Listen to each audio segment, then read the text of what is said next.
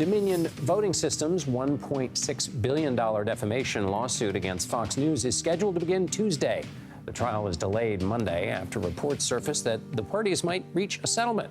The issue at hand in Dominion's case is whether the news network defamed the company by spreading false claims about its machines and the 2020 election. David Folkenflik joins me now. He's a media correspondent for NPR. David, first of all, give us any update, if there is one, about the start time tomorrow, if it's still planning to start tomorrow. And then why would Dominion want to settle? Fair questions. From what we know, this trial is going to recommence. They'll wrap up the end of jury selection tomorrow, starting at 9 a.m., and then we'll go to the opening arguments. Dominion has amassed an extraordinary trove of evidence suggesting that Fox not only put on this false and damaging information, but knew that it was false in the moment. That is, many of its journalists and executives in the moment they put it on. But Dominion has cause where you could argue the laws of physics should apply here. That is, the damages that they're seeking, $1.6 billion. It's a little bit amorphous how they arrived at that number, whether they could sustain justifying a figure so high. In addition, even were they to prevail, Fox News would undoubtedly, and is undoubtedly, already looking ahead to the appellate process. That could wrap up the case in court for years, delay a payment for years, and appellate court could easily reduce that payment by a significant amount. So the point just before key stars of Fox and the Fox founder Rupert Murdoch testify, that's one of the key pressure points where Dominion can maximize its leverage if it would be willing to reach a settlement before a jury verdict. And you've already teed up the next question, of course, but what would Fox avoid, basically, by settling?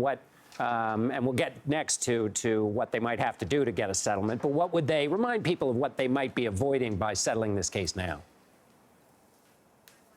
Well, certainly, the Murdochs do not want Rupert Murdoch, the age of 92, the patriarch who created this grand media empire and who founded Fox News in 1996, to testify in court. He is a strong-willed guy, and he's, very tough to dictate, if you're a lawyer, precisely how to be a careful witness and to avoid trouble. Additionally, we'll have a parade of Fox stars familiar to Americans from coast to coast, people including Sean Hannity, Tucker Carlson, Maria Bartiromo, Jeanine Pirro, and others, trooping into court, testifying under what will be no doubt withering questioning by attorneys for Dominion about why they put things on the air that, Sean Hannity, who Rupert Murdoch described as embracing these wild and baseless conspiracy theories a bit. Sean Hannity said in his deposition he didn't believe these theories for a moment. Well, then why would you entertain them and present them to millions of viewers? Those are the tough questions that will be posed to Fox stars, and that Fox really doesn't want its audience to hear its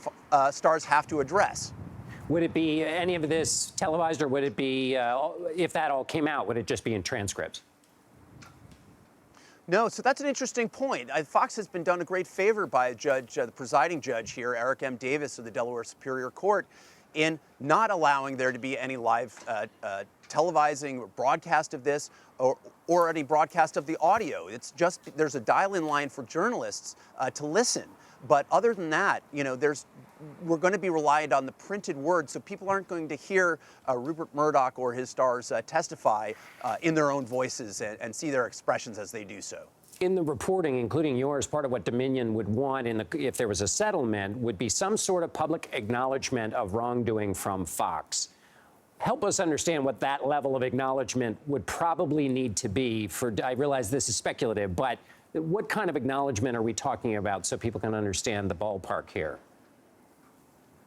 Right, so there are two elements of this. A huge payment, which is a kind of apology and acknowledgement of wrongdoing, and what Dominion said from the outset through its lawyers that it has wanted is setting the record straight, not only doing so by not contesting the fact that these reports were completely false, but also presenting it to the viewers who heard these lies back in November, December, and a little bit of 2020 and a little bit in January of 2021.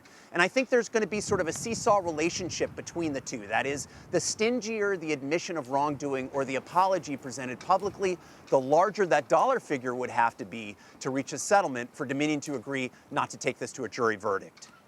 NPR's David Folkenflik, thank you so much for being with us.